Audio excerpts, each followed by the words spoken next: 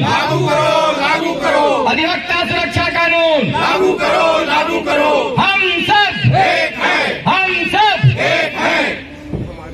हमारी मांगे पूरी करो, हमारी मांगे पूरी करो। अधिवक्ता प्रोटेक्शन बिल लागू करो। नारों से गूंज रहा है जंतर मंतर। क्यों आ गए जो सबको न्याय दिलाते हैं, जो सबके रखवाली करते हैं, कानून संबद्ध सबका बचाव करते हैं, आज खुद जंतर मंतर पे प्रोटेस्ट करें तो लगता है कुछ ना कुछ बात तो होगी। क्यों आ गए ये तो हम पूछेंगे ही पूछेंगे, लेकिन मैं बता दूं छत्तीसगढ़ उच्च न्यायालय अधिवक्ता संघ बिलासपुर और बहुत सारे जो एडवोकेट हैं वो दिल्ली से हैं, छत्तीसगढ़ से हैं, जगह जगह से आए हैं और एक ही समस्या है, एक ही बात है कि अधिवक्ताओं के साथ जो इस समय दुर्व्यवहार हो रहा है, उनके साथ जो अत्याचार हो रहा है, उनकी प्रोटेक्शन क्या। जजों को प्रोटेक्शन मिल जाता है, अधिवक्ता जो अपराधियों को पहुंचाते हैं सलाखों के पीछे, वो सबसे ज्यादा निशाने पे रहते हैं। किनके? उन अपराधियों के।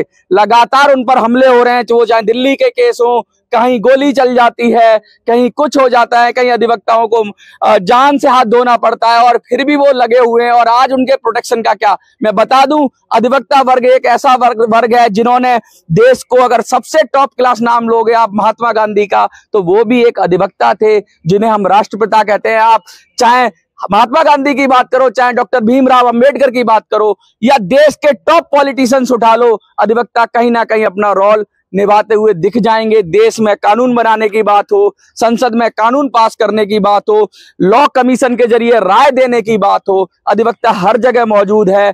अधिवक्ता ही है जो आपको, आपके हकों को सुरक्षित रखता है। संविधान सम्मित जो आपके सम्मत हक है उनको सुरक्षित रखता है। लेकिन आज अधिवक्ता सुरक्षित नहीं है, आज अधिवक्ता के ऊपर अत्याचार हो रहे हैं। क्या मांग रहे हैं? बड़ी छोटी छोटी मांगे हैं। मुझे तो देखकर बड़ा दुख हुआ कि ऐसी भी मांगे हैं कि 10 लाख दे दो, का बीमा दे दो, बहुत सारी छोटी छोटी मांगे हैं। आज हमारे साथ अध्यक्ष जी हैं अब्दुल वहाब खान, जो छत्तीसगढ़ से आए हुए हैं, हाई कोर्ट में प्रैक्टिशनर हैं।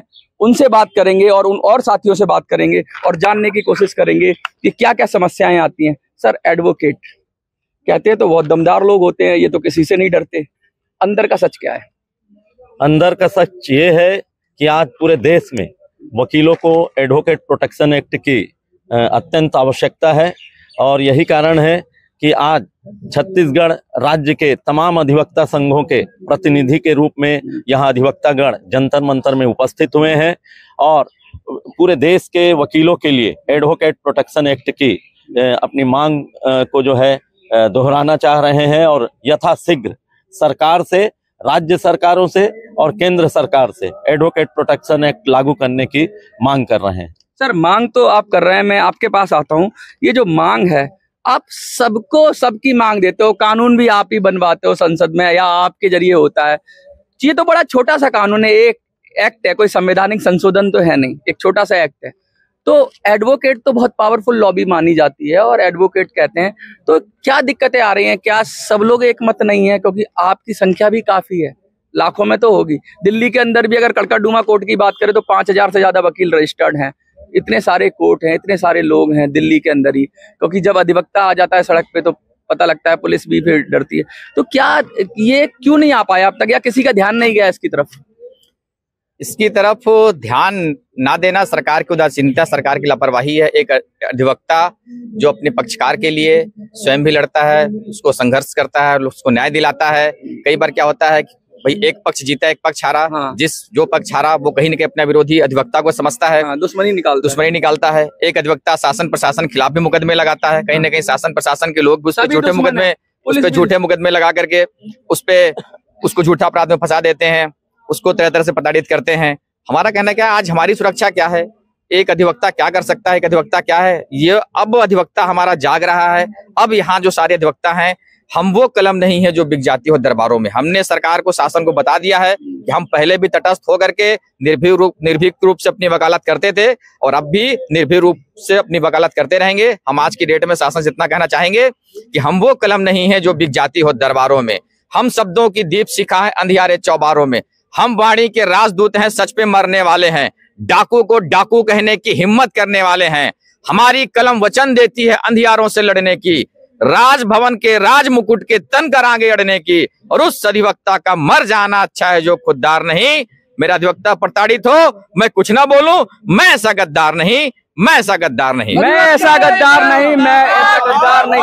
ये जो बात कही है, इतनी जबरदस्त बात कही है सर। अधिवक्ता एकता जिंदाबाद नारा लग रहा है और एकता के लिए जाने भी जाते हैं।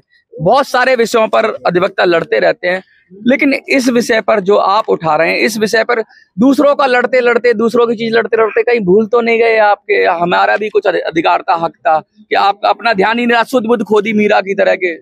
बिल्कुल निश्चित ही ये बड़ी विडंबना है कि हम लोग सतत निरंतर 24 घंटे सिर्फ और सिर्फ अपने पक्षकार के लिए, देश की आम जनता के लिए संघर्ष करते हैं। आज इस मंच के माध्यम से हम सबको एकत्रित होना पड़ा, अपनी बात को दिल्ली जंतर मंतर तक लानी पड़ी, कटु शब्दों का प्रयोग करना पड़ा। निश्चित ही दुर्भाग्य का विषय है। कहीं ना कहीं शासन प्रशासन हम अधिवक्ताओं की एकता को, हमारी शक्ति को कमजोर करके आंकती है। कहीं ना कहीं ये धरना प्रदर्शन, लोगों को लग रहा होगा आज सारे प्रदेश के अधिवक्ता अपने काम से विरक्त होकर के इस धरना स्थल पर क्यों हैं। मैं सरकार से भी इतना ही कहना चाहूंगा कि बुद्धिजीवियों को ये भाषा अखबारी लग सकती है। हो सकता है हमारा कृत्य, हमारा करने के तरीका आप लोग गलत लग रहा हो। अधिवक्ताओं को तो कोर्ट में होना चाहिए था, आज यहाँ पर है। जी हाँ, संवैधानिक अधिकार है। बुद्धिजीवियों को ये भाषा अखबारी लग सकती है, मेरी शैली काव्य शिल्प की हत्यारी लग सकती है, लेकिन जब संसद गूंगी शासन बहरा हो जाता हो, संसद में भी एक्ट लंबित है एडिक्वेट प्रोटेक्शन बिल का, लेकिन जब संसद गूंगी शासन बहरा हो जाता हो और कलम की आजादी पर भी पहरा हो जाता हो, जब पूरा जनगण मन घिर जाता हो घोर निराशा में, तब अधिवक्ता को चिल्लाना पड़ता है अंगारों की भाषा में, अंगारों की भाषा में। जिंदा कौमें कभी झूठ की जय जयकार नहीं करती, भूखी आंखें सिंहासन वालों को प्यार नहीं करती। सत्य कलम की शक्ति पीठ है, राज धर्म पर बोलेगी, अधिकार है हमारा। सत्य कलम की शक्ति पीठ है, राज धर्म पर बोलेगी, समय पुराने वर्तमान के अपराधों को तोलेगी और चाटुकारिता से कभी लहू के दामन साफ नहीं होंगे। इतिहासों की तारीखों में कायर माफ नहीं होंगे, कायर माफ नहीं होंगे। जो कौम आवाज नहीं उठाती वो अर्थियां उठाती है। देश के इतिहास पढ़ लीजिए। आज अगर हम अपने अधिकार, अपने हकों के लिए आवाज नहीं उठाएंगे तो निश्चित ही समाज में जो दुर्घटनाएं बढ़ रही हैं, हमारे समाज के साथ में, हमारे अधिवक्ता परिवार के साथ में, उससे हम सबको निश्चित ही दो चार होना पड़ रहा है। यही विडंबना है कि आज हम सबको एकत्रित होना पड़ा दिल्ली के जंतर मंतर में। देखिए, एक बहुत शानदार बात कही और एक बात मैं भी कहना चाहूंगा कि हो गई है पीर पर्वत पिघलनी चाहिए, इस हिमालय से कोई गंगा निकलनी चाहिए। सिर्फ हंगामा खड़ा करना आपका मकसद नहीं, आपकी कोशिश है कि ये सूरत बदलनी चाहिए। क्या बदलेगी प्रवाह? निश्चित ही बदलेगी। अभी तक अधिवक्तागण दूसरों को तो न्याय दिलाते रहे और अपने अधिकारों के प्रति सजग नहीं रहे, उसी का परिणाम है। और जो है एडवोकेट प्रोटेक्शन एक्ट के साथ साथ हमारी मांग है, क्या है, केंद्र सरकार और राज्य सरकार के विभिन्न आयोग होते हैं, विभिन्न प्रकार के मंडल होते हैं।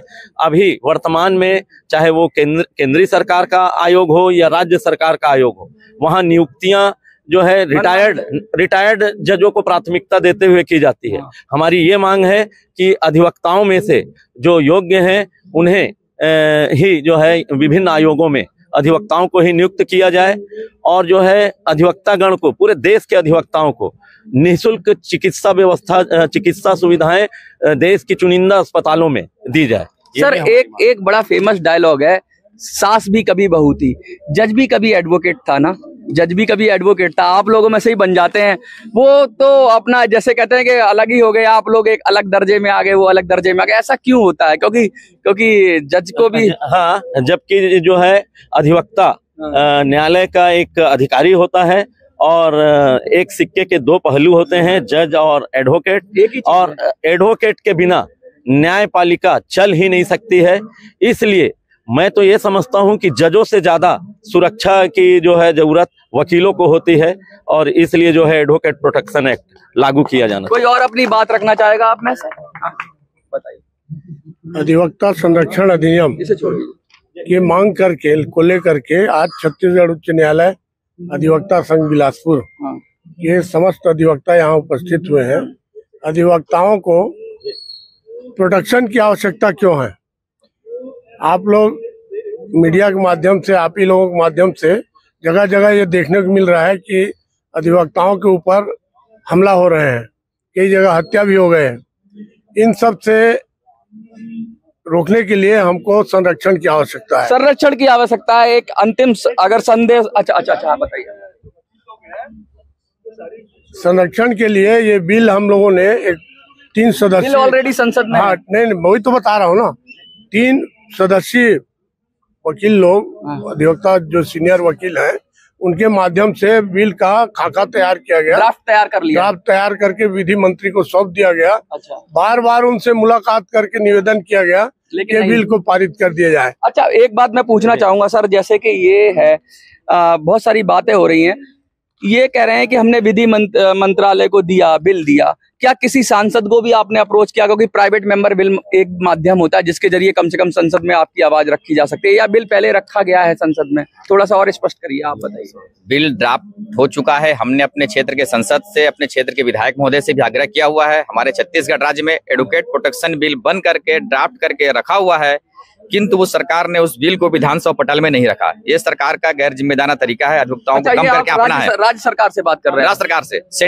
सेंट्रल गवर्नमेंट का राज्य सरकार और केंद्र सरकार दोनों जगह एडवोकेट प्रोटेक्शन एक्ट का मसौदा तैयार हो चुका है। अच्छा। केवल राज्यसभा में जो है विधानसभा के मार्फत और केंद्र में जो है संसद के मार्फत जो है उसको पारित बस करना है। तो इसमें क्या कोई एमपी आपका सहयोग नहीं कर रहा? क्योंकि बहुत सारे वकील भी एमपी हैं, तो क्या उनके जरिए अगर प्राइवेट मेंबर बिल के माध्यम से रखा जाए? कहना आपका सही है कि बहुत सारे जो सांसद हैं वो हमारे अधिवक्ता आसानी से परिवार से ही हैं, लेकिन वो भी इस बात को मान रहे हैं कि उनके द्वारा कहीं ना कहीं इस मांग की पूर्ति करने के लिए जो है चूक की गई है और उन्होंने प्राथमिकता क्रम में इस मांग को नहीं रखा है। देखिए, ये हालात हैं कि एडवोकेट हैं और जो सबको न्याय दिलाते हैं आज खुद असुरक्षित हो गए हैं।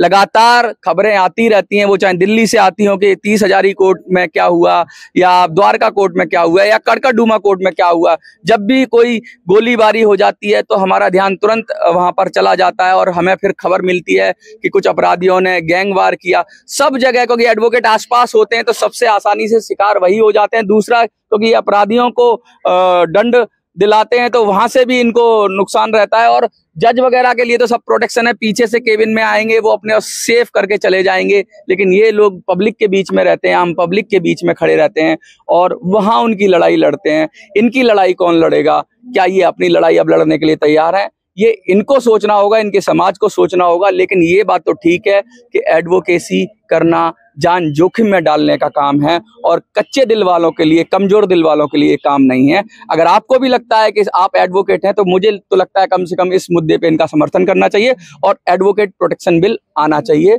जंतर मंतर से जिंदाबाद जिंदाबाद जिंदाबाद, अधिवक्ता एकता जिंदाबाद जिंदाबाद, आवाज दो, एक है, आवाज दो। एक है।